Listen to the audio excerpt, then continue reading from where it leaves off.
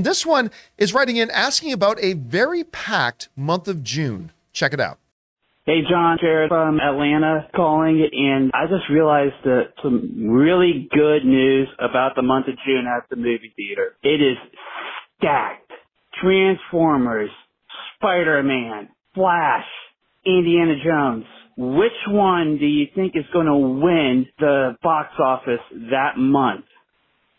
Thanks a lot for calling that in. I think it was Jared again. I think Jared got two of his things in there today. Well done, Jared. All right. Boarding the hotline.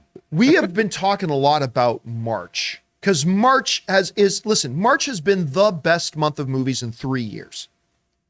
Like this is the first month that we have had a true return to form for cinemas, having a true, full, robust release schedule for the month. I mean, over the past year, so yeah, we've had one movie here and a movie there and a couple really, really big ones, obviously like Spider-Man or Top Gun or something like that. Absolutely. But to have a true week after week having stuff coming out in theaters that we can really look forward to has been rare. And it's been a good month. Creed. We like 69. I don't care. 69. I don't 69 anybody, okay? We need it. Right now, let's not make End the show there. Okay, what a bye. great Friday.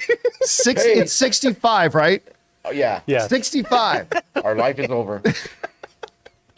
Everybody we like 65 around here.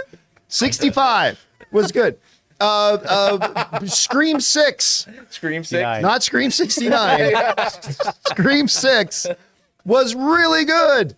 Shazam 2. I don't care what anybody says. That was a good, fun movie. Yep. Shazam 2. Shazam. John frickin' Wick, which we will talk about a little bit later, The cherry was really on good. top, baby. Dungeons and Dragons is wonderful. It's been a great month.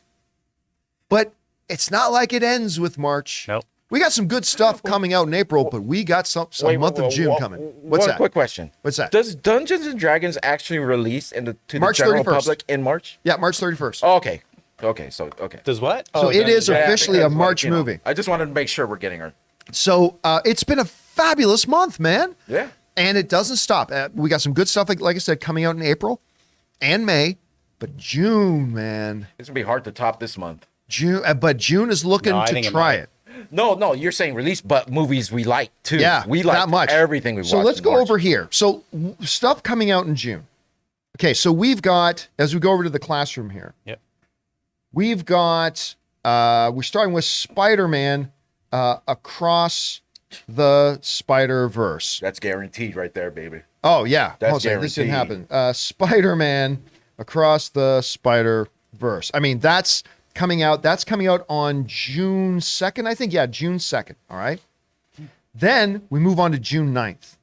And we got Transformers Rise of the Beasts, which I don't care when the Transformers movies went to crap, okay?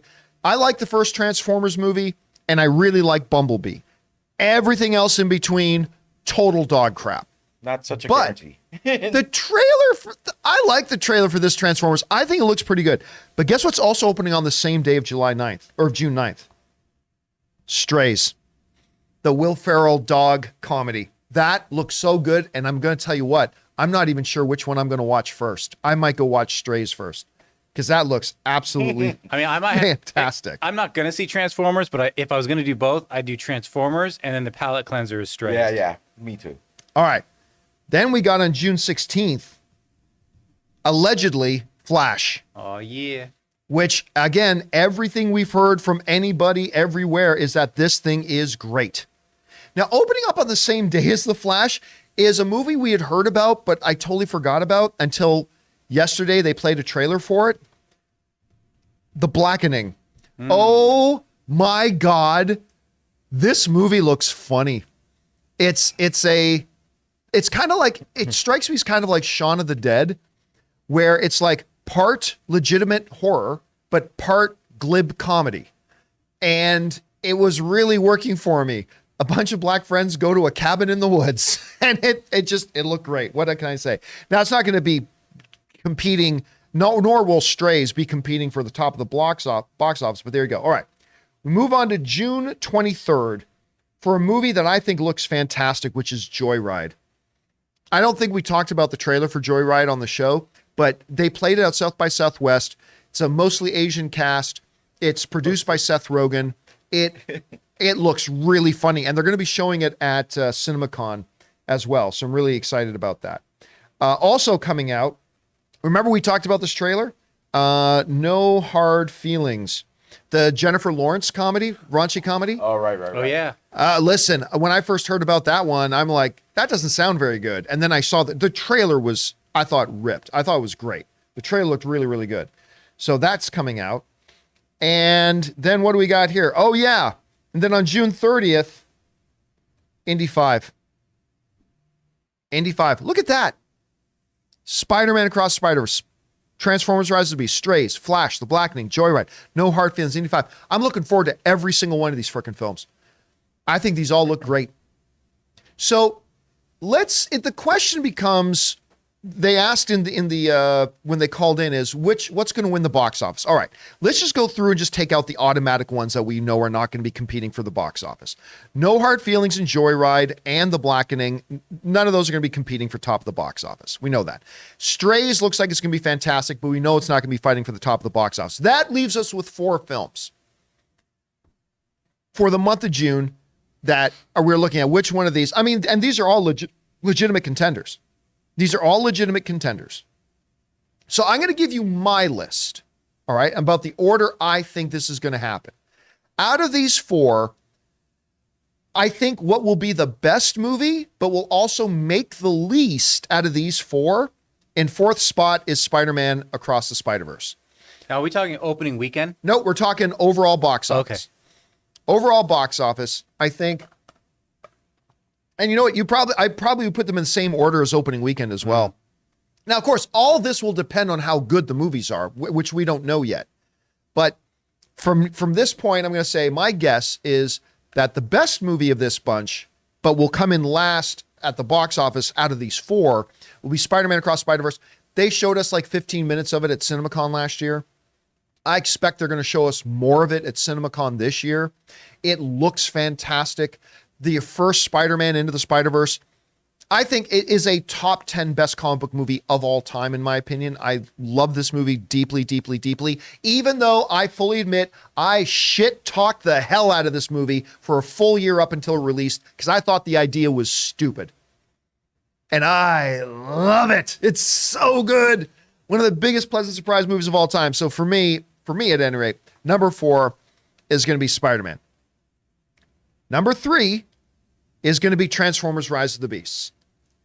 Look, the reality is at one point, the Transformers movies were box office juggernauts. It was $1 billion franchise.